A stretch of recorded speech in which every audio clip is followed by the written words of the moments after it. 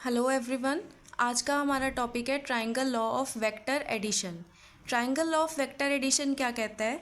If two vectors acting on a body be represented in magnitude and direction by the two adjacent sides of a triangle taken in same order, then the resultant is given by the third side of the triangle taken in opposite order.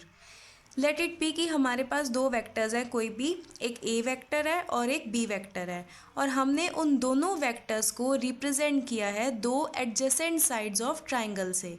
ठीक है, suppose करो एक हमने इस तरह से triangle की side consider करी है और दूसरी साइड जो ले रही हैं वो हमने जो वेक्टर कंसिडर किया है it is in same order. मतलब अगर एक ये हमारे पास ए वेक्टर है तो जो बी वेक्टर है वो इसी ऑर्डर में है, लाइक दिस। ठीक है, तो वो बोलता है then the resultant is given by the third side of the triangle. Third side of the triangle ये वाली होगी। ठीक है, टेकन इन ऑपोजिट ऑर्डर। अब देखिए ऑपोजिट ऑर्डर कैसे होगा? अगर हम इस तरह से जा रहे हैं, ठीक है, tail then head, tail then head, उसके बाद ऑर्डर तो यही बनता है कि टेल एंड हेड, लेकिन हम उसको ऑपोजिट ऑर्डर में लेके जा रहे हैं, यानी कि इस तरीके से। ठीक है, नॉन साइक्लिक ऑर्डर हो गया ना ये। तो ये वाली जो हमारे पास थर्ड साइड है ये हमें देगी इसका रिजल्टेंट आर वेक्टर। ठीक है, अब हमने क्या करना है, इस आर वेक्टर का एक तो मैग्नीट्यूड फाइंड करना है और दूसरा इसकी डायरेक्शन, कि ये जो रिजल्टेंट है ये कहाँ पे जाएगा, कौन सी डायरेक्शन में जाएगा। ठीक है, उसके लिए हमें क्या करना है, थोड़ी सी कंस्ट्रक्शन करनी पड़ेगी, बट उससे पहले मैं इसको कोई भी नेम दे देती हूँ। Let it be equal to P Q S. ठीक है, ये ट्राइंगल का नेम दे दिया और ये एस से मैंने एक परपेंडिकुलर ड्रॉ किया यहाँ पे। ठीक है, ये हो गया हमारे पास पॉइंट टी। उसके बाद एक एंगल कंसिडर करना है, angle between the two vectors.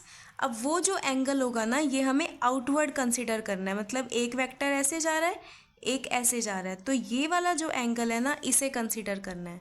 Late that angle be theta. इस चीज़ का थोड़ा ध्यान रखना पड़ेगा।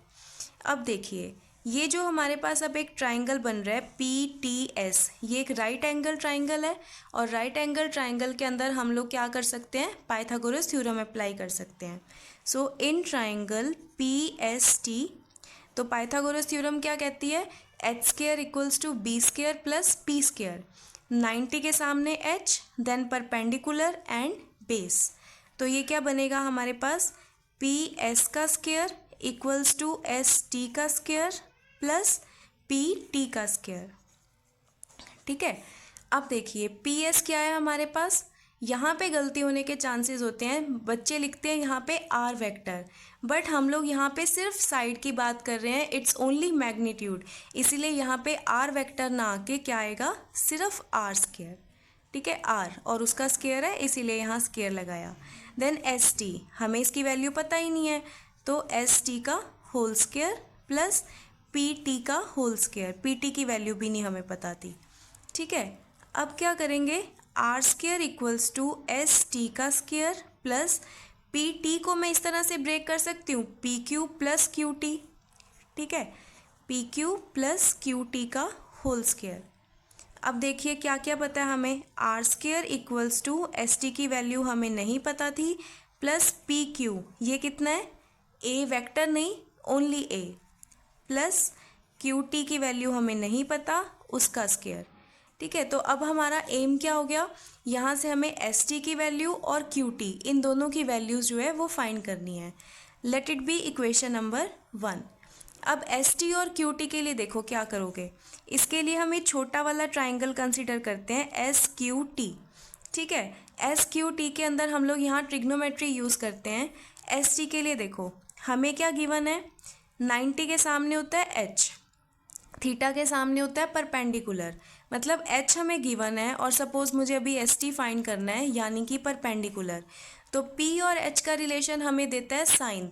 ठीक है, तो in triangle S Q T हमारे पास साइन थीटा की वैल्यू कितनी आएगी, पी बाय एच यानी S T by Q S, S T by Q S.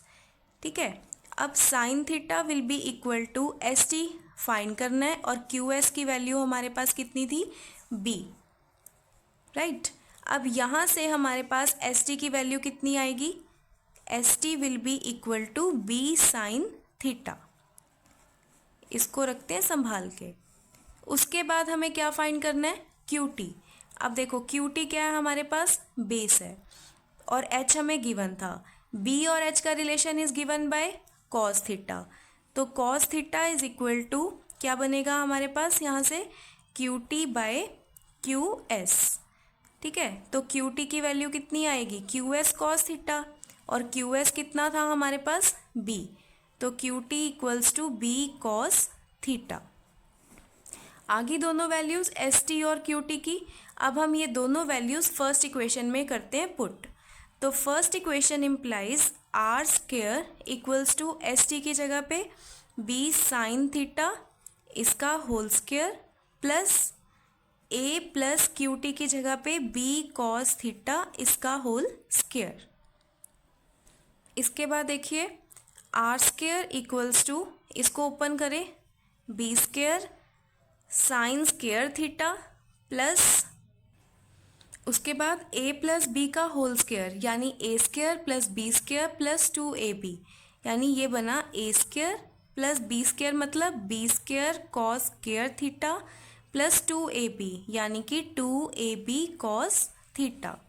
अब देखो ए स्क्वायर अपनी जगह पे ही रहेगा, इसके अलावा B square sine square theta plus B square cos square theta, यहाँ से अगर मैं बी स्क्वायर कॉमन ले लूँ तो अंदर बचेगा sign square theta plus cos square theta और उसकी वैल्यू होती है हमारे पास 1, तो मैं डायरेक्टली लिख रही हूँ plus 2ab cos theta.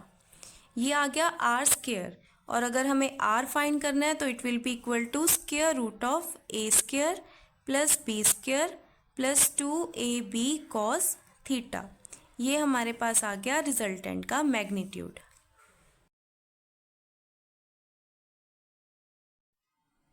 Next हमने करना है to find the direction of the resultant. Direction के लिए हम हमेशा क्या करते हैं, टैन थीटा। ठीक है, बट वो जो थीटा होता है that is the angle between the resultant and any of the one vector. तो मैंने क्या किया यहाँ पे, रिजल्टेंट और कोई भी एक vector, late it B A vector, तो दोनों के बीच में मैंने एक एंगल कंसिडर किया है दैट इज़ बीटा। अब यहाँ से पूरे ट्राइंगल में एस टी पी, यहाँ से मैं टैन बीटा की वैल्यू फाइंड कर सकती हूँ that is S T by P T यानी परपेंडिकुलर ओवर बेस। अब S T by P T दोनों की वैल्यूज़ हमारे पास ऑलरेडी है जो हमने अभी पीछे फाइंड की है, दोनों वैल्यूज़ पुट गई। एस टी की वैल्यू थी बी साइन थीटा और पी टी की वैल्यू थी जो हमने ब्रेक की है P Q plus Q T, that was equal to A plus B cos theta. ये आ गई हमारे पास डायरेक्शन ऑफ द रिजल्टेंट। तो thank you so much, I hope आपको क्लियर हो गया होगा।